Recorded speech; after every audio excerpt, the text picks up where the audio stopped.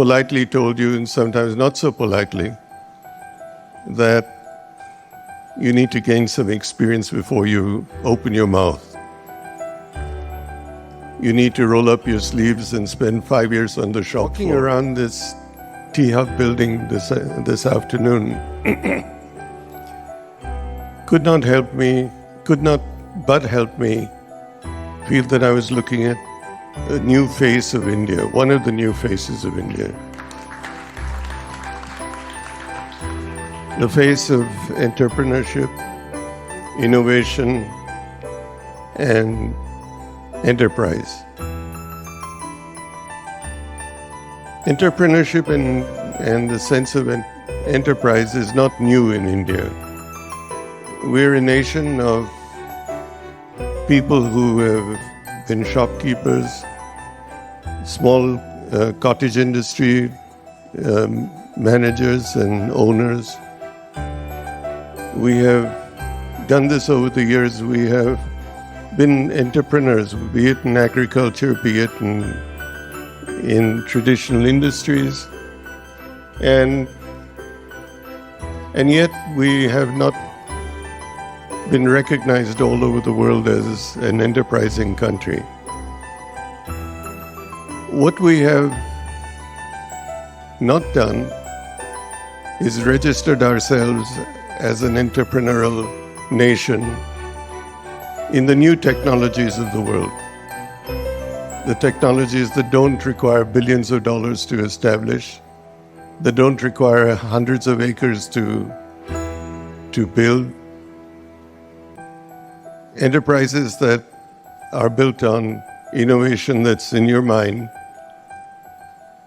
non-traditional, untried, and sometimes risky, but that make a big, big difference in the world of tomorrow. This is what elevated the United States in the 80s into a new world of technology and high tech. It changed the way we live. It changes what we hold in our hands in terms of phones, communication.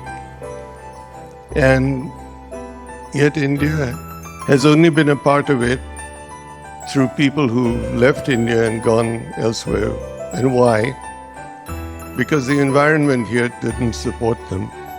I grew up in an environment where if you had an idea, your boss or your manager politely told you, and sometimes not so politely, that you need to gain some experience before you open your mouth. You need to roll up your sleeves and spend 5 years on the shop floor. Then you can talk. And that's not what enterprise is today. Enterprise today is an ability of someone who may be in his 20s, who has a good idea, and he needs to find a way to implement them. We now have an environment of venture capital that listens to that person, and we have a facility like this to enable that person to try out his idea, to bring it into reality or fruition in a manner that is interdisciplinary, open, and unifying.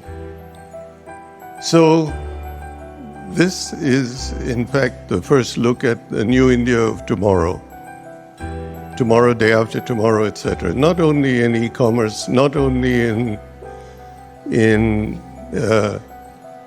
e-retailing, etc., but in the exciting area of medical remedies, medical treatment, stem cells, life sciences. And this can be the starting point of that new wave. And so it's a great privilege to be here today. This is an area that needs all of our support and needs for us to be proud of what we have, but it needs for us to be keen to not be satisfied with what we have, but to go further and to be leaders in the world, not in the country alone. So my enthusiasm in the new India of tomorrow continues to be there. I continue to feel the need to support enterprising young Indian engineers and scientists.